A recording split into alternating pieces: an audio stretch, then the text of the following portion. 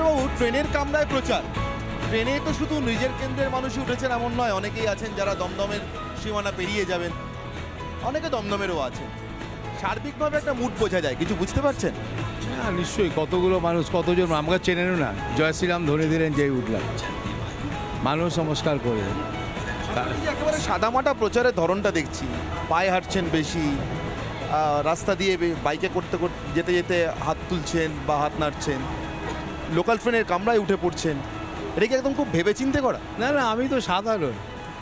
আমাকে সকালবেলা কেউ বাড়ি গেলে লুঙ্গি আর গেঞ্জি পরে পায়, আমাকে সকালবেলা কেউ বাড়িতে গেলে পরে আমাকে অতি সাধারণ এতেই পায়, তা সেখানে আমি অসাধারণ হব কী করে?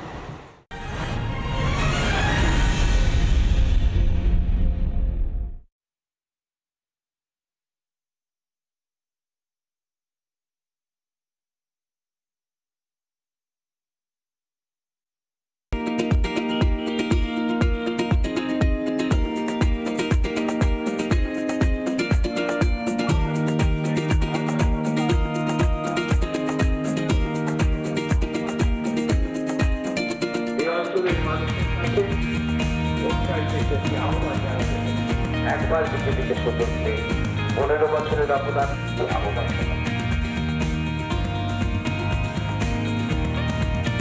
এই মুহূর্তে আমরা একেবারে প্রচার করতে করতে শিলভদ্র দত্তের সঙ্গে এলাকার জনপ্রিয় কচুরির দোকান।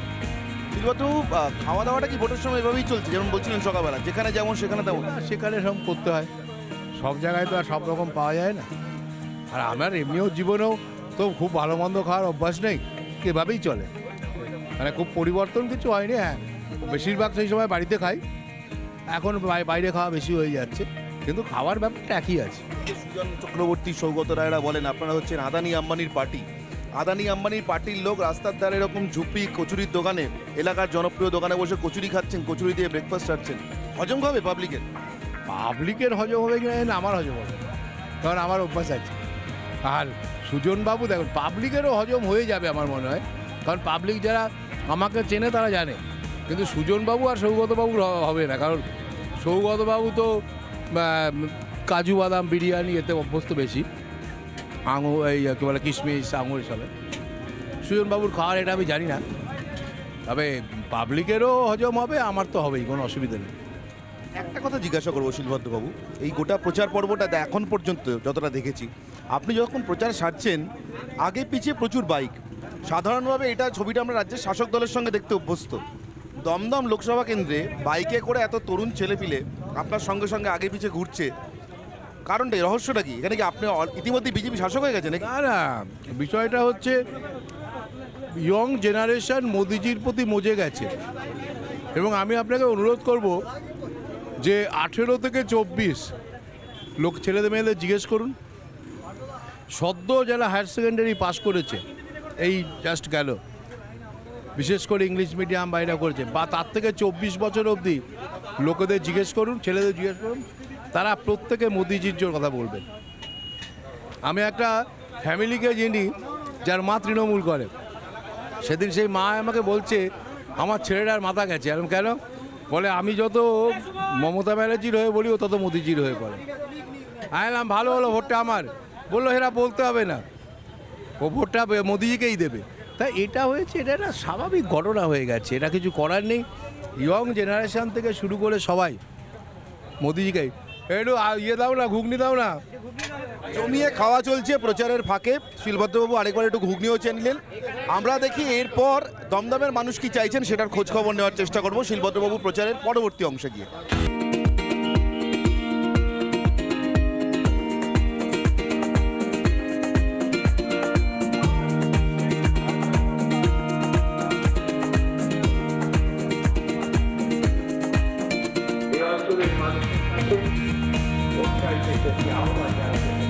একবার বিজেপিকে সতর্কে 15 বছরের অবদান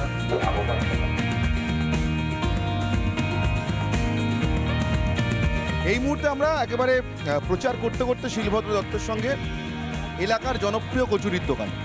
শিলভদ্রবাবু, খাওয়া দাওয়াটা কি ভোটের সময় এভাবেই চলছে, যেমন বলছিলেন সকালবেলা যেখানে যেমন সেখানে তেমন? সেখানে সব করতে হয়, সব জায়গায় তো আর সব রকম পাওয়া যায় না। আর আমার এমনিও জীবনেও তো খুব ভালো মন্দ খাওয়ার অভ্যাস নেই, এভাবেই চলে, মানে খুব পরিবর্তন কিছু হয়নি। হ্যাঁ, বেশিরভাগ সেই সময় বাড়িতে খাই, এখন বাইরে খাওয়া বেশি হয়ে যাচ্ছে, কিন্তু খাওয়ার ব্যাপারটা একই আছে। সুজন চক্রবর্তী, সৌগত রায়রা বলেন আপনারা হচ্ছেন আদানি আম্বানির পার্টি। আদানি আম্বানির পার্টির লোক রাস্তার ধারে এরকম ঝুপি কচুরির দোকানে, এলাকার জনপ্রিয় দোকানে বসে কচুরি খাচ্ছেন, কচুরি দিয়ে ব্রেকফাস্ট সারছেন, হজম হবে পাবলিকের? পাবলিকের হজম হবে কিনা না, আমার হজম হবে, কারণ আমার অভ্যাস আছে। আর সুজনবাবু দেখুন, পাবলিকেরও হজম হয়ে যাবে আমার মনে হয়, কারণ পাবলিক যারা আমাকে চেনে তারা জানে, কিন্তু সুজনবাবু আর সৌগতবাবুর হবে না, কারণ সৌগতবাবু তো কাজু বাদাম বিরিয়ানি এতে অভ্যস্ত বেশি, আঙুর এই কী বলে কিশমিশ আঙুর সবে। সুজনবাবুর খাওয়ার এটা আমি জানি না, তবে পাবলিকেরও হজম হবে, আমার তো হবেই, কোনো অসুবিধা নেই। একটা কথা জিজ্ঞাসা করবো শিলভদ্রবাবু, এই গোটা প্রচার পর্বটা এখন পর্যন্ত যতটা দেখেছি, আপনি যখন প্রচার সারছেন আগে পিছিয়ে প্রচুর বাইক, সাধারণভাবে এটা ছবিটা আমরা রাজ্যের শাসক দলের সঙ্গে দেখতে অভ্যস্ত। দমদম লোকসভা কেন্দ্রে বাইকে করে এত তরুণ ছেলেপিলে আপনার সঙ্গে সঙ্গে আগে পিছিয়ে ঘুরছে, কারণটা রহস্যটা কি? এখানে কি আপনি ইতিমধ্যে বিজেপি শাসক হয়ে গেছেন নাকি? না না, বিষয়টা হচ্ছে ইয়ং জেনারেশন মোদিজির প্রতি মজে গেছে, এবং আমি আপনাকে অনুরোধ করব যে 18 থেকে 24 লোক ছেলেদের মেয়েদের জিজ্ঞেস করুন, সদ্য যারা হায়ার সেকেন্ডারি পাস করেছে এই জাস্ট গেল, বিশেষ করে ইংলিশ মিডিয়াম বাইরে করেছে, বা তার থেকে 24 বছর অবধি লোকেদের জিজ্ঞেস করুন, ছেলেদের জিজ্ঞেস করুন, তারা প্রত্যেকে মোদিজির জন্য কথা বলবেন। আমি একটা ফ্যামিলিকে চিনি যার মা তৃণমূল করে, সেদিন সেই মা আমাকে বলছে আমার ছেলেটার মাথা গেছে। এরকম কেন? বলে আমি যত মমতা ব্যানার্জির হয়ে বলি ও তত মোদিজির হয়ে পড়ে। আমি বললাম ভালো হলো, ভোটটা আমার। বললো এরা বলতে হবে না, ও ভোটটা মোদিজিকেই দেবে। তাই এটা হয়েছে, এটা একটা স্বাভাবিক ঘটনা হয়ে গেছে, এটা কিছু করার নেই। ইয়ং জেনারেশন থেকে শুরু করে সবাই মোদিজিকেই। একটু ইয়ে দাও না, ঘুগনি দাও না। জমিয়ে খাওয়া চলছে প্রচারের ফাঁকে। শিলভদ্রবাবু আরেকবার একটু ঘুগনিও চেয়ে নিলেন। আমরা দেখি এরপর দমদমের মানুষ কি চাইছেন সেটার খোঁজ খবর নেওয়ার চেষ্টা করব শিলভদ্রবাবু প্রচারের পরবর্তী অংশে গিয়ে।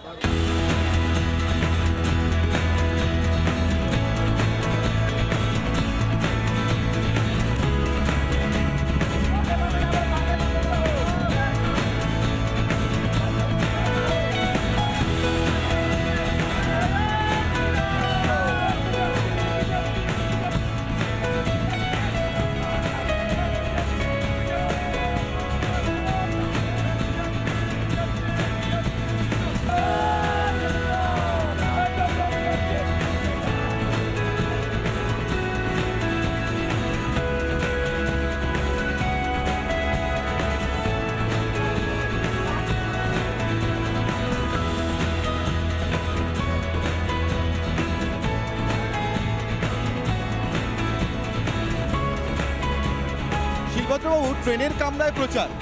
ট্রেনে তো শুধু নিজের কেন্দ্রের মানুষই উঠেছেন এমন নয়, অনেকেই আছেন যারা দমদমের সীমানা পেরিয়ে যাবেন, অনেকে দমদমেরও আছেন। সার্বিকভাবে একটা মুড বোঝা যায়, কিছু বুঝতে পারছেন?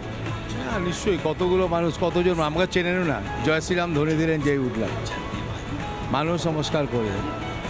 এই যে একেবারে সাদামাটা প্রচারের ধরনটা দেখছি, পায়ে হাঁটছেন বেশি, রাস্তা দিয়ে বাইকে করতে করতে যেতে যেতে হাত তুলছেন বা হাত নাড়ছেন, লোকাল ট্রেনের কামরায় উঠে পড়ছেন, এটা কি একদম খুব ভেবেচিন্তে করা? না না, আমি তো সাধারণ।